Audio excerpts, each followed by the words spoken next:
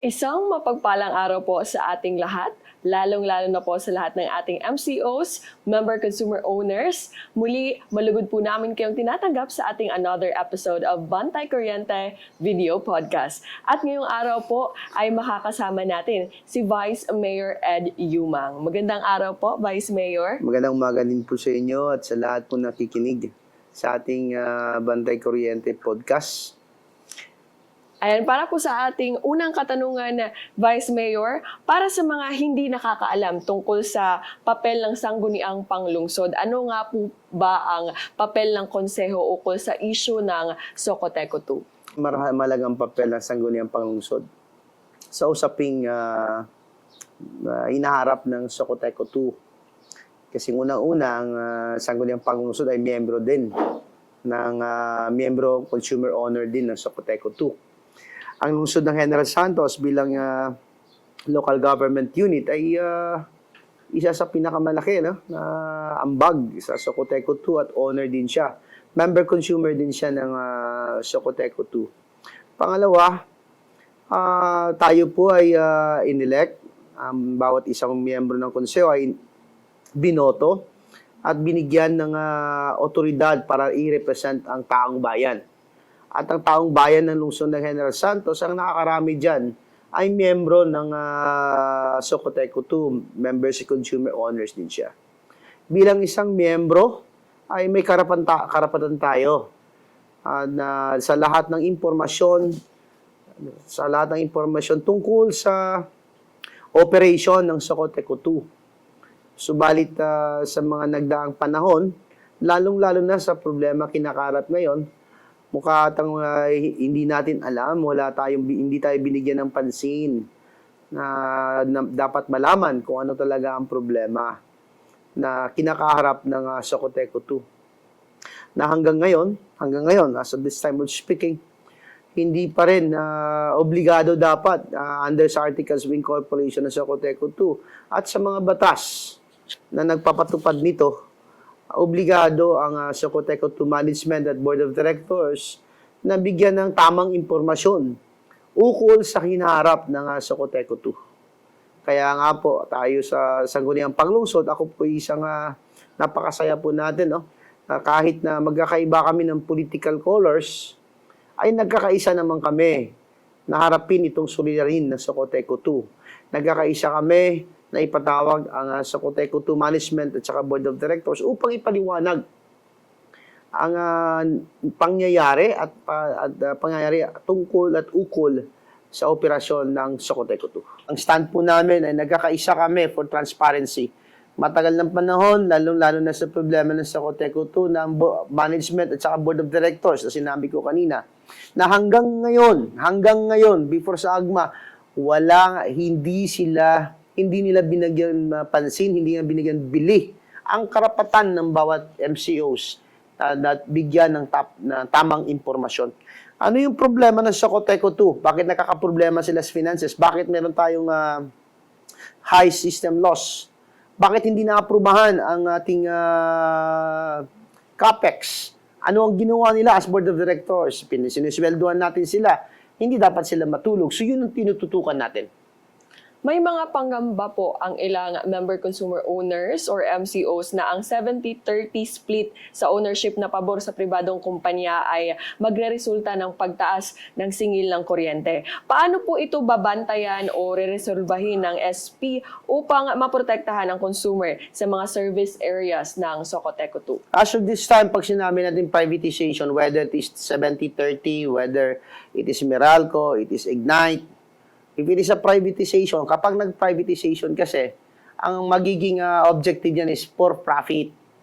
So therefore, there must have a return on investment. So tataas talaga ang distributing fee ng isang pribado. So whether it is 70%, 30, 80-20, 60-40, 49, 51, if it is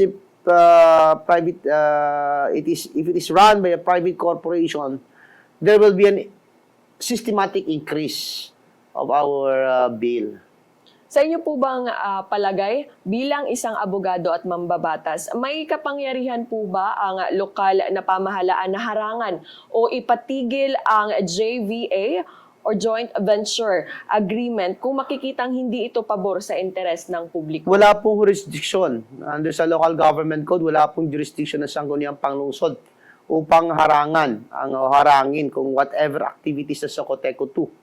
Electric cooperatives is under the jurisdiction of the National Electrification Administration as to supervision only, not control. As to the rate of the increase, it is the Energy Regulatory Commission who has the jurisdiction regulating fees imposed.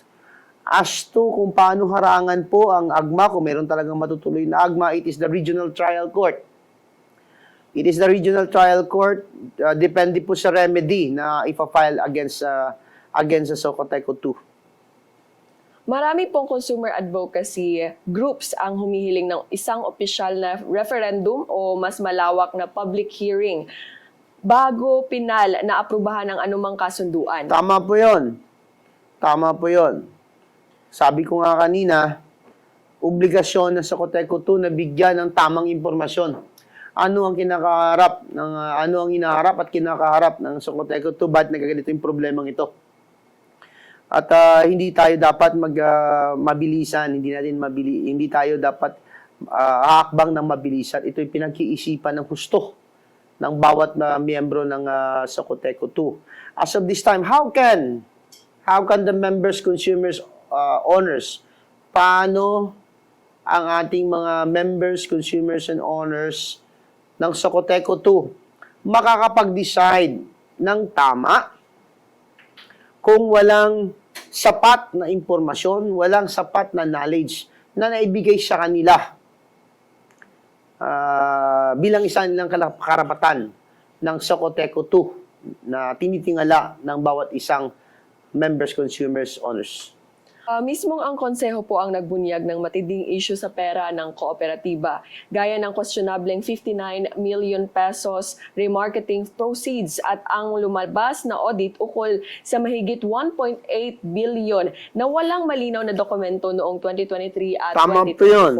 Nakita po natin yan. Isa sa mga konsyal natin na nag-expose niyan sa problemang na yan. Kung wala po ang konseho ng lungsod ng General Santos, hindi po ito malalaman ng MCOs, hindi ito malalaman ng residente ng lokal na pamahalaan na hindi lang ng General Santos, kundi sa kinakasakupan ng Socoteco 2. Bakit po kasama ang mga opisyal ng NEA sa mga balak sampahan ng kaso ng SP? Nakikita ba ng lokal na lehislatura na may sabwatan o kapabayaan sa panig ng NEA habang unti-unting bumababa ang kategorya ng kooperatiba patungong Category B? Actually, doon natin nakita during sa investigation in aid of legislation, specific sa timeline, doon natin makikita na may mga galaw o di tamang ginawa ang mga opisyales ng NEA at napagkasunduan ng konseho na dapat imbestigahan sila, dapat managot ang dapat managot. Bilang presiding officer, paano po ninyo titiyakin na ang planong pagsasampa ng kaso ay hindi magiging politically motivated kundi isang formal at solidong hakbang para ipaglaban ang interes at maibalik ang pondo sa ating mga member consumer owners? Nung una, sabi ko nga sa inyo, nagkakaisa kami sa lahat ng miyembro ng konseho in regards to transparency at saka sa accountability. Kung napagkayarian na ba ng Sangguniang Panglungsod na magsusulong ng kaso, meron tayong resolution urging the Sangguniang Panglungsod at saka lokal na pamahalaan. But as to that urging only, as to that aspect, under the local government code, he has the power, the local government unit has the power to sue and be sued. Ibig sabihin, pwede siyang pumag-file ng kaso. Provided there must be an authority, kailangan may otoridad na ibibigay ang Sangguniang Panglungsod sa mayor o sa vice mayor o sa isang opisyales. To this date po, wala pang isang konsyales ang nagpasa ng ganyang resolution na magbibigay kaukulang otoridad sa isang tao, sa isang opisyales ng lokal na pamahalaan upang magsampa ng kaso. Hindi tayo takot na harapin yan kapag meron ng otoridad na ibibigay, na ihain ng sangguniang panglungsod. Kasi hindi po pwedeng manguna ang isang public official at dalhin ang pangalan ng lokal na pamahalaan sa isang kaso kung wala siyang otoridad. Because that is an institution. Ano po ba ang inyong personal na pananaw sa pagmatagalang solusyon? Dapat bang manatili ang Socoteco 2 sa ilalim ng regulasyon ng NEA, lumipat sa Cooperative Development Authority o tuluyan nang yakapin ang privatization upang umunlad ang power distribution sa lungsod? Kung personal na pag-uusapan, di po natin dalhin yung opisina ng Vice Mayor. Kasi kailangan ko ng otoridad ng sangguniang panglungsod. What will be the stand of the sangguniang panglungsod? Bilang isang pribadong individual, meron tayong personal na hakbang. Kung pabor ba tayo sa privatization, pabor ba tayo sa CDA. As of this time po, nakikita ko mas mahalaga na dapat tugunan ng pansin ang pagresolba ng problema ng Socoteco 2. At mariresolba lang ito kung alisin lahat ng mga Socoteco 2 Board of Directors at palitan sila ng panibago.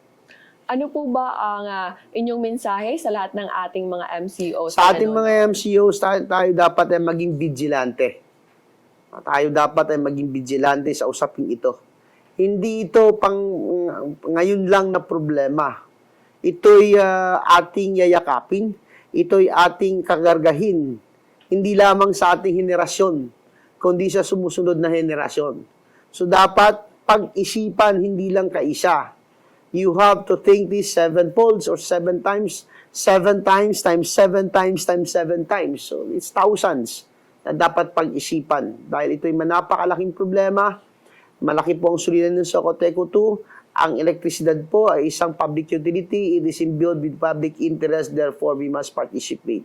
Kailangan pag-isipan natin na tayo po, hindi lang po ang henerasyon natin ang magsasakripisyo kung hindi sa darating pang henerasyon.